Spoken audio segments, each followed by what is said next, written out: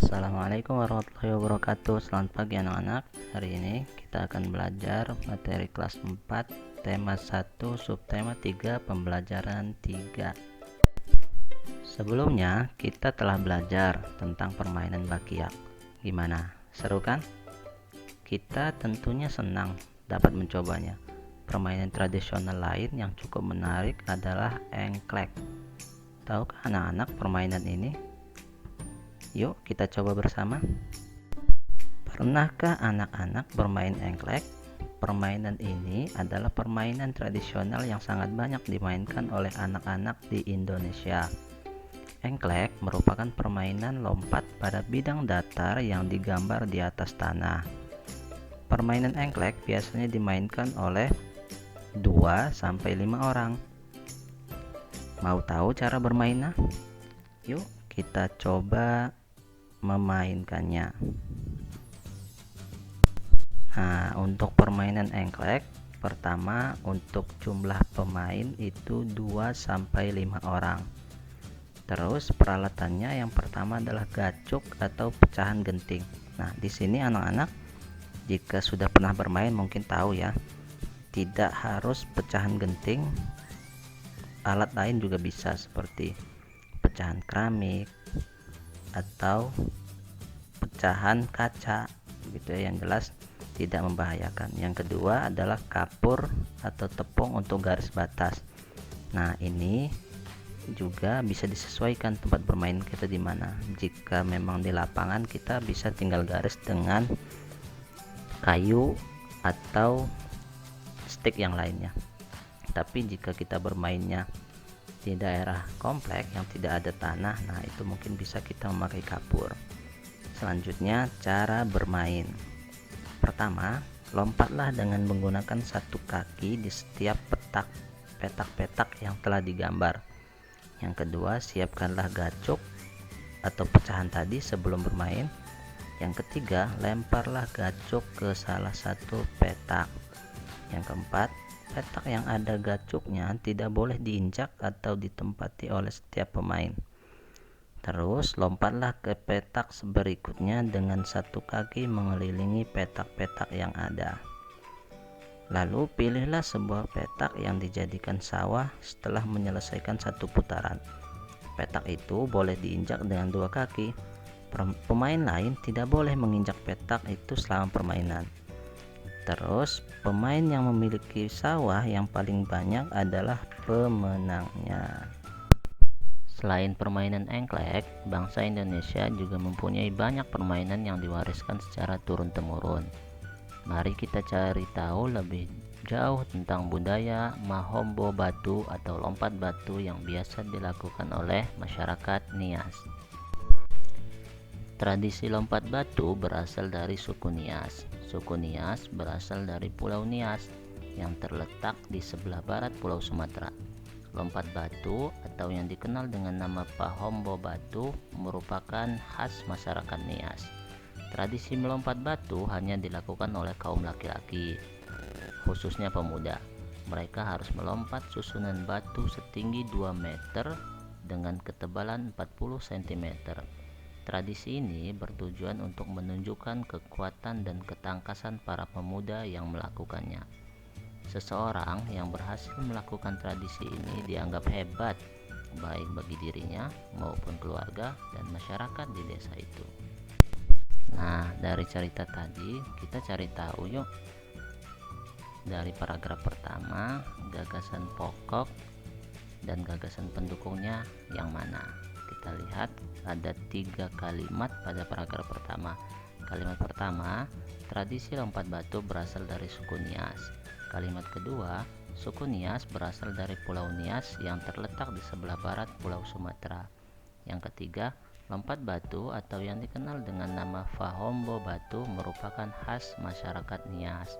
Nah, dari sini dapat kita lihat bahwa gagasan pokoknya terletak pada kalimat pertama, yaitu tradisi lompat batu berasal dari suku Nias. Sedangkan kalimat kedua dan ketiga merupakan gagasan pendukungnya.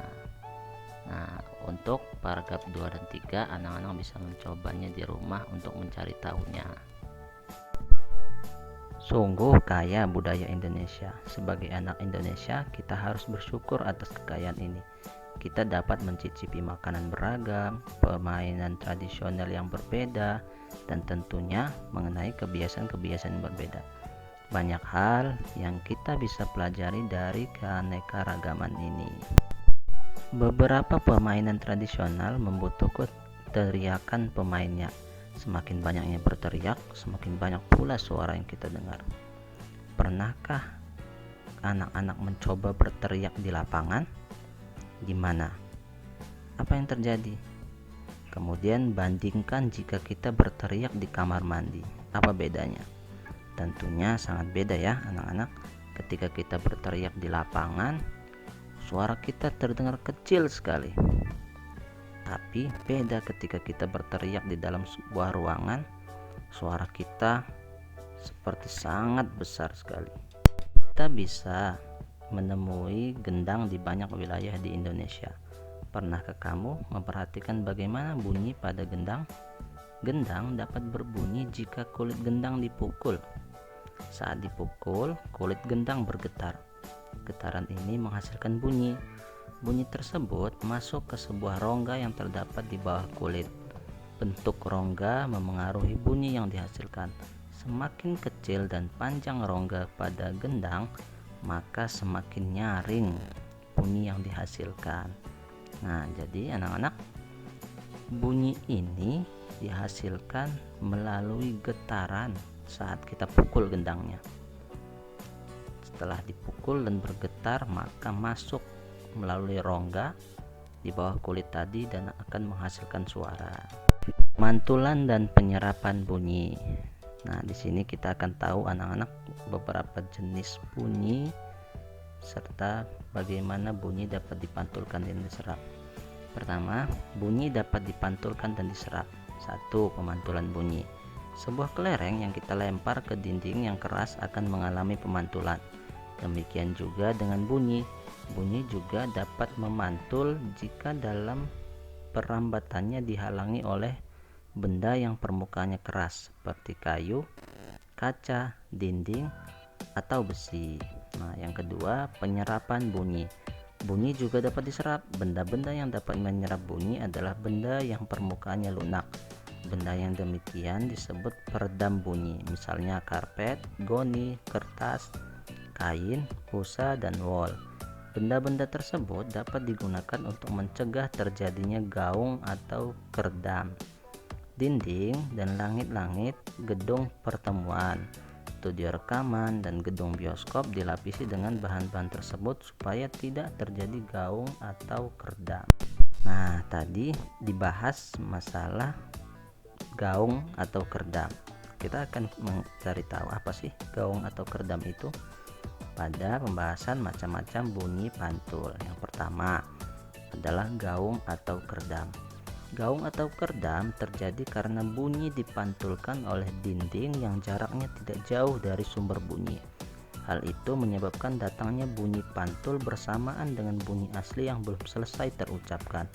Akibatnya, bunyi pantul mengganggu bunyi asli, sehingga suara yang terdengar tidak jelas. Nah, jadi ketika kita berteriak anak-anak dalam suara ruangan, biasanya sebelum kita selesai berbicara, teriakan kita sebelum kita selesai sudah ada bunyi gaungnya yang akhirnya membuat teriakan kita tidak jelas.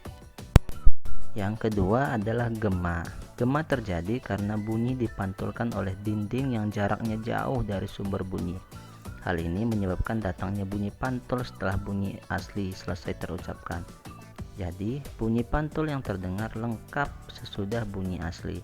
Gema sering terjadi di gua-gua, lembah-lembah, dan bukit-bukit yang jaraknya jauh, serta permukaannya keras dan rapat. Selain itu, gema juga dapat digunakan untuk mengukur kedalaman jurang atau gua. Nah, berbeda dengan gaung tadi anak-anak, gema ini adalah pantulan suara ketika kita selesai. Kalau tadi gaung, kita belum selesai berteriak, suara kita sudah muncul.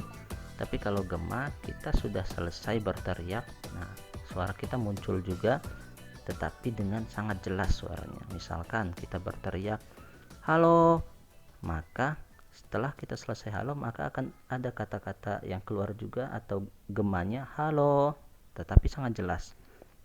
Nah, tadi di situ bedanya antara gaung dengan gema. Alhamdulillah, selesai video pembelajaran kita kali ini. Kita bertemu kembali pada video pembelajaran selanjutnya. Wassalamualaikum warahmatullahi wabarakatuh.